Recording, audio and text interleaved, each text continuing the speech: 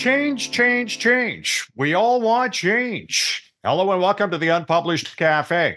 I'm Ed Hand. Talk to any pollster in Canada, and that's the pervading theme when talking to us. It's strange because in human nature, we don't like change. Our Unpublished Vote question asks you, what kind of change do you want to see the most? A change in Liberal Party leadership, a change of government, a cabinet shuffle, electoral reform, other, or no change. You can cast your vote on this topic at unpublished.vote. And don't forget to email your MP afterwards using our tool to tell them what you think and why you think that way. Everybody who comments on the unpublished.ca website will be entered into a draw for a one-year membership to unpublished.ca.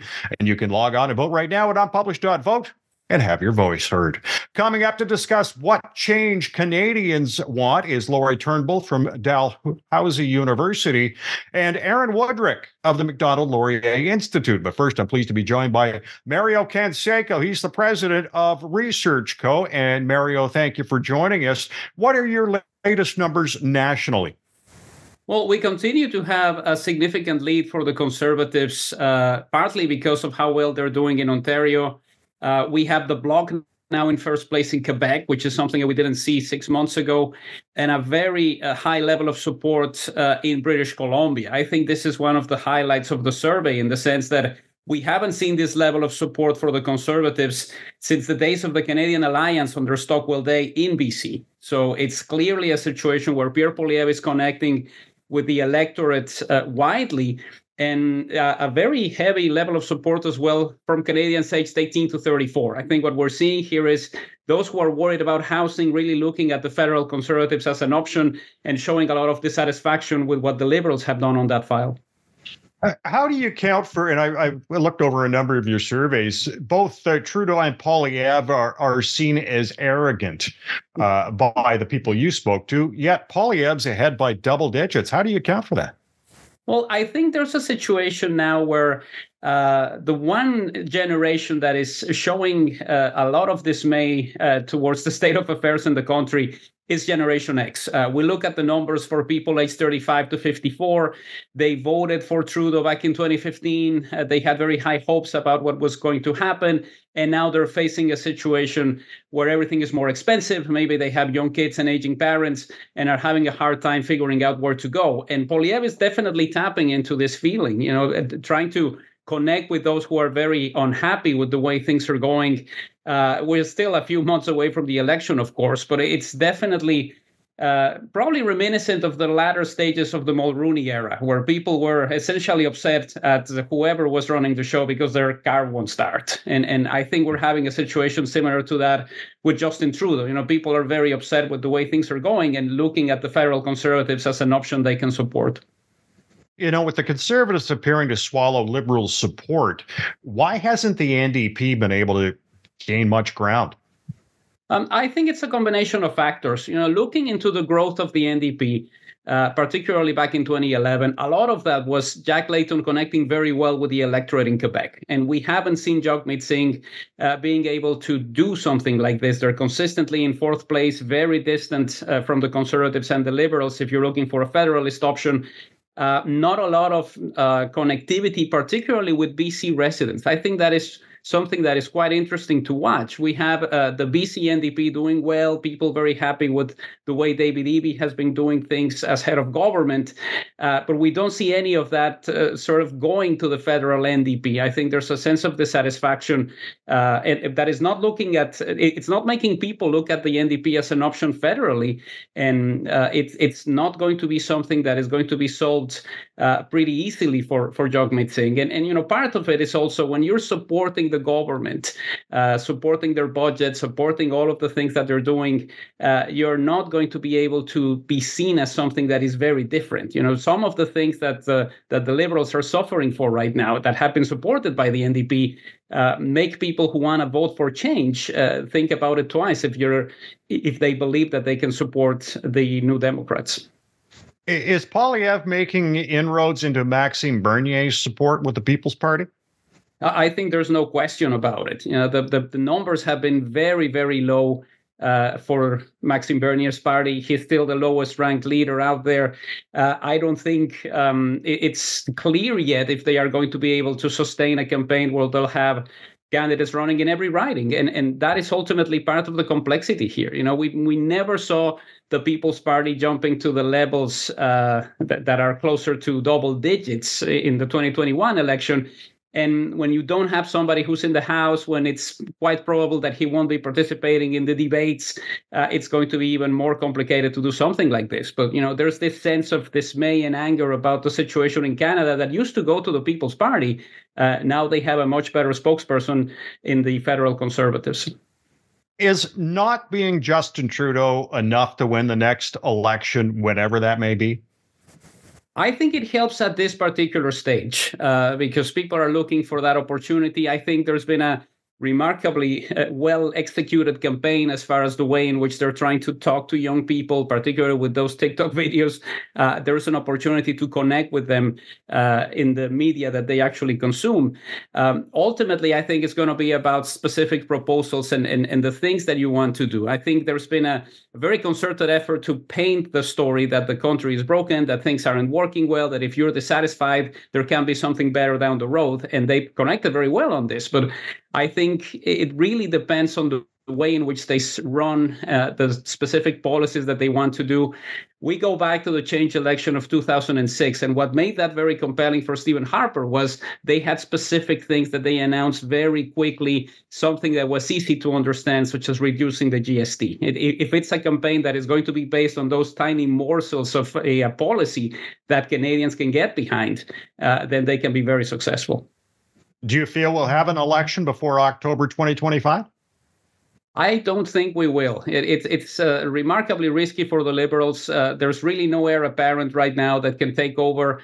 There's a lot of discussions about what could happen. I just don't see Justin Trudeau deciding to step aside. I think they believe that they can defeat Pierre Poilievre in the next election, if and when it happens. But it's definitely not an easy situation. And history tells us that Canadians become even more disenchanted with governments during the summer. So my expectation is that the numbers for the Conservatives would be even higher than they are in July or August. And the pressure is really going to be on Justin Trudeau to see if he stays or if he goes. But I think there's a situation here that is more related to his place in history. I think he wants to get to that 9-year level, maybe get a few more days than Jean Chrétien, and maybe that'll be the moment when he has that walk in the snow. Of course, it's not going to be snowing by then, but I just don't see a situation where they decide to change course.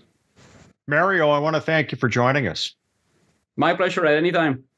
Mario Canseco is the president of Research Co. Change can come in many forms. Laurier Turnbull is with the Faculty of Management at Dalhousie University. And Laurier, what type of change do Canadians want? A new leader, new policies? So I think sometimes there's a mood for a change election, even if everybody's not on board with what that change is going to be. I think voter fatigue with the status quo is a thing. And when a government is in place for a while and they've gone through a couple of terms and there's a sense that people get a bit itchy, and there's also a sense that the government gets a bit tired and they ran on something and they ran on a set of ideas. They've worked those ideas through or not. And then it just gets to a point where people start to look around for something else. I think what they want to change to, in this case, might be a little bit more particular than it has been in previous change elections, in the sense that there is an affordability crisis, there is a housing crisis, there is a post-COVID sense that a lot of things really do need to be set in a different direction. And even if some people are blaming the Liberals for everything, some people aren't, but there's a sense that a lot of things have to improve. Well, you brought up affordability. That obviously is the big issue. But the federal government doesn't set grocery prices, nor does it build homes. That's provincial. So how does it get saddled with the issue? I mean, I think it's in some ways that's politics. People need somebody to blame, and that's part of the job. Especially if you're a prime minister, I mean, it's part of the job if you're a politician at all. But if you're the prime minister, you're the person who people are going to point to and say, why can't you do something about this? Because the whole relationship between the public and politicians is based on accountability. Do something about this. This is what we want. And if you don't do it, well, we might go with somebody else. Because you can't say that to Galen Weston, but you can say it to the prime minister. Yeah, but, the prime minister doesn't control what Galen Weston charges for butter. Oh, you bet. And so when people want change, it's not always because the change is going to lead to, people will want to think maybe that a change in the governing party will mean a change in all the things that are bothering them and that are problems. And it's not going to mean that, right? Like a change in government will change some things. It will change some policies and could change some outcomes, but there are things that are still going to be the same no matter who the government is. Climate change has been one of the top issues for Canadians, but that seems to be dropping. Like 6 months ago, 2/3 of Canadians wanted the government to do something. Now, is the climate change coming down as a concern? Is that because the Liberals are driving the policy and they aren't liked, obviously, or has climate change left the conversation? Historically, there has been a relationship between the economic situation and people's support for climate action. And so the better the economy, the more people are inclined to think, okay, we're in a comfortable enough position. We can start thinking about protecting the environment, protecting the climate. But as the economy gets worse, people are like, no, hold on. We have immediate economic and fiscal issues and cost of living issues that need to be solved now. Once we get those under control, then we can look at the medium long-term issue of trying to manage the climate. And I think over the past couple of years, maybe you've seen a bit more, priority given to climate issues, particularly given the global conversations around maintaining our commitments to try to manage and get to net zero, and knowing that Canada has made those commitments and the government is taking some measures to try to get there. But I think because of the cost of living crisis, because the economic situation has not gone, we're not where we want to be in that sense. And there's a lot of people who are still really, really feeling that crunch across the country and across income levels as well. And so I think because that's been the case for a while, you might see some people putting less of a priority on the climate issue just for now. But I suspect it'll rev up again. The last time the Liberals were, looking very bad in the polls, the NDP, and in particular, when you think about Jack Layton, certainly was able to take up all of that. Now, when you look at the situation, the NDP is not making up much in the way of ground, if at all, with the Progressive. Why do you think that is? I think for a couple of reasons. One thing, I don't think that this confidence and supply agreement has been a good arrangement for the NDP in terms of building its own brand and convincing people on the Progressive side that if they're looking for another place to put their vote, that they should go with them. I think that the confidence and supply agreement has had the effect of really making the NDP look like it's going to support the Liberals no matter what.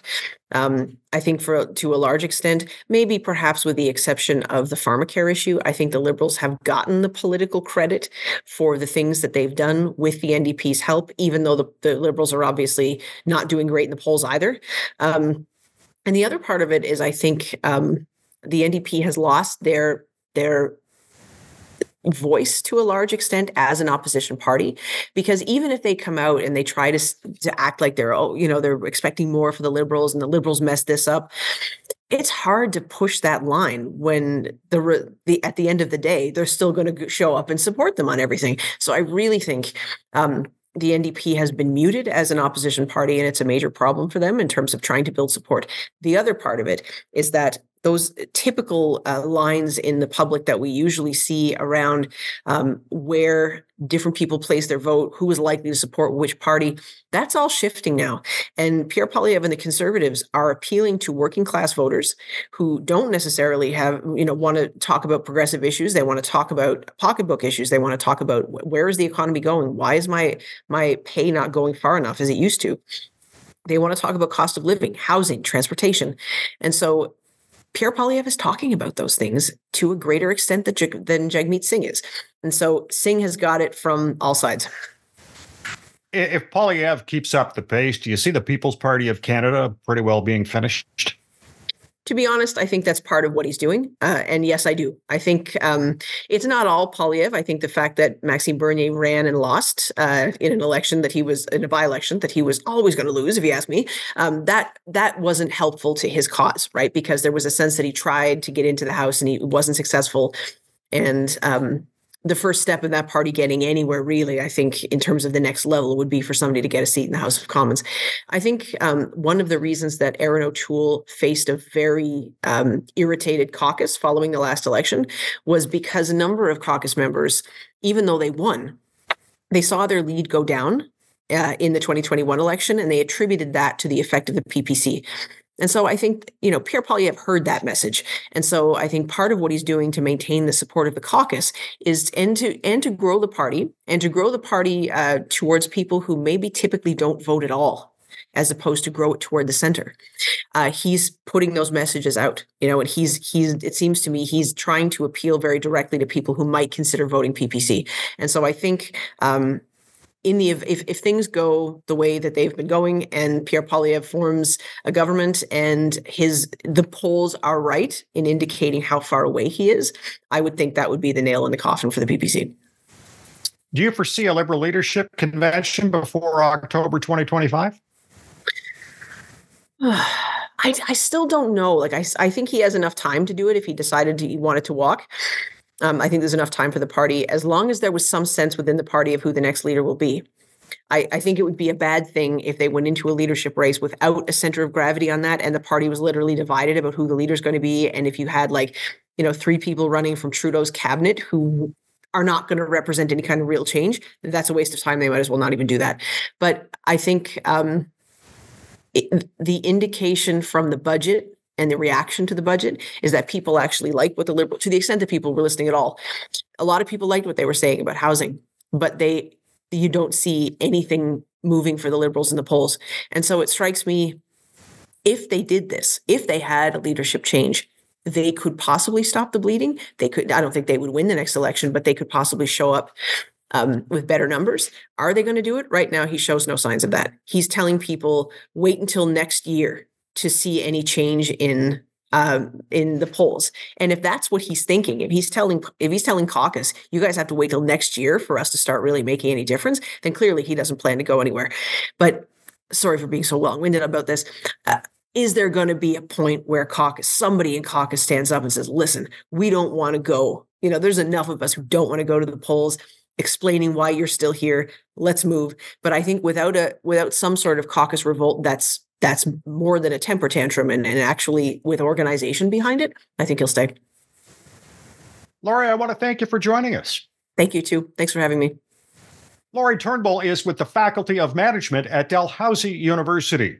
Change is in the air, or at least that's the aroma from the polls. Aaron Wudrick is the Director of Domestic Policy at the Macdonald Laurier Institute, and he joins us now. And Aaron, do you like change? I don't think a lot of people like change instinctively, Ed. I think a lot of people like what they know, and change can often seem scary. So I don't think that people are naturally wired for change. We tend to worry more about change for the bad, that the change could be bad, than the benefits of change that could be good.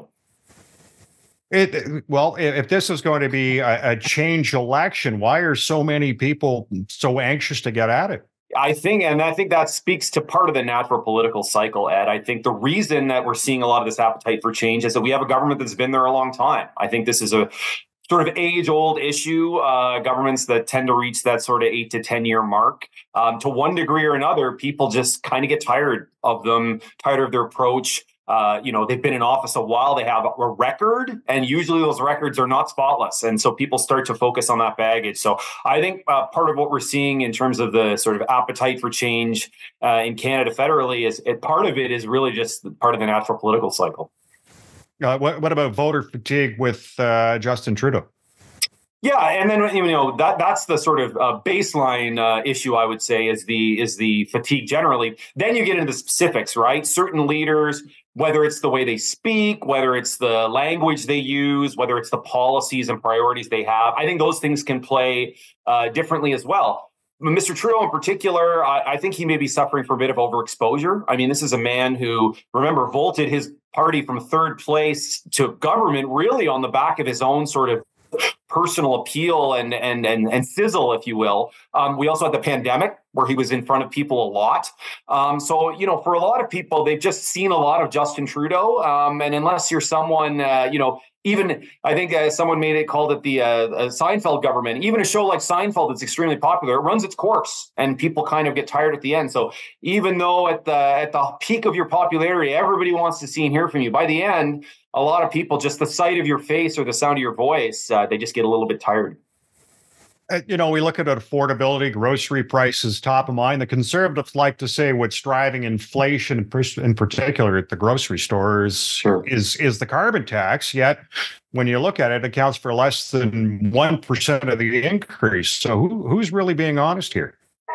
If you're asking which politician is honest, it's always a measure of how honest is each one being. Look, with the unsexy answer with inflation is it's complex. It's a mix of things. Part of them are factors within the government's control. That includes the carbon tax. I mean, you increase a tax, that increase costs. But there are things outside of government's control, right? There are global wars, there are supply chain issues outside the country. So it is a mix of those both things. Each side, of course, does not want to tell you that. If you're in the opposition, you want to pin all of that on the government. And if you're the government, you say, hey, there's nothing I could do. I do find it interesting that governments always love to do this. They take all the credit when things are good. They say, that's all because of my fine leadership. But the stuff that's bad, that was out of my hands. There was nothing I can do. So you can't really have it both ways there. If you're going to take credit for the good stuff, the trade-off is you also have to wear the bad stuff. Yeah, that's for sure. When you look at all the polls, pretty well are saying the decline of Liberal support, and the NDP hasn't been able to make up any ground on that. I'm wondering, do you expect this is going to be a make or break election, whenever it's going to be a make or break election for the NDP, because they seem to be becoming more and more irrelevant by the day?